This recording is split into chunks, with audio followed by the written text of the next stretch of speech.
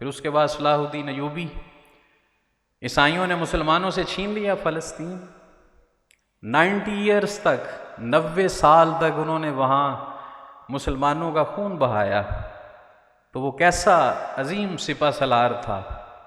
کہتے ہیں میں 2 سال ہو گئے ہیں میں سو نہیں سکا۔ کس بات نے سونے نہیں دیا؟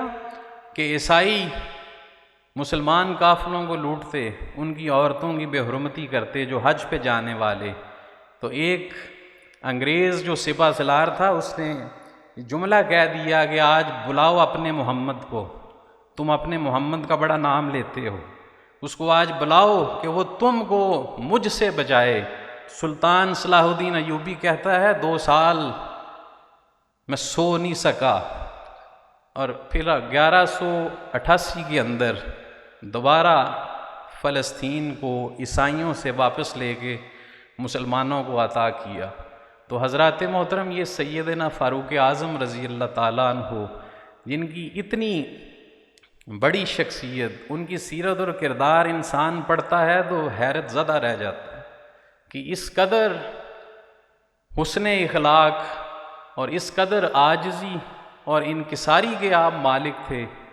ہم سمجھتے ہیں کہ لوگوں کے ساتھ آپ کا رویہ بڑا سخت تھا، سخت لوگوں کے ساتھ رویہ نہیں تھا، اللہ کے حکم اور اسلام کو امپلیمنٹ کرنے کے لیے آپ کے اندر سختی تھی۔ جہاں جہاں لوگوں کو آپ رائے دے سکتے تھے آپ رائے دیتے تھے۔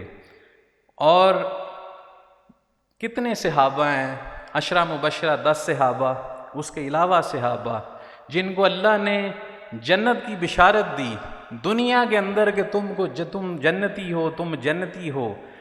حضرات محترم مجھے بتائیں کوئی ایک واقعہ، کسی ایک صحابی کا آپ نے یہ سنا ہو کہ اس کے بعد انہوں نے عبادت کو ترک کر دیا ہو، کسی نے نماز کو ترک کر دیا ہو، روزے رکھنے کم کر دیے ہوں، قرآن کو سیکھنا کم کر دیا ہو؟ حضرات محترم ان میں کوئی فخر نہ تھا، کوئی اعزاز کی بات تھی بھی تو وہ اس کو اظہار نہ کرتے تھے۔ تو یہ ہمارے لیے ایک بہت بڑی بات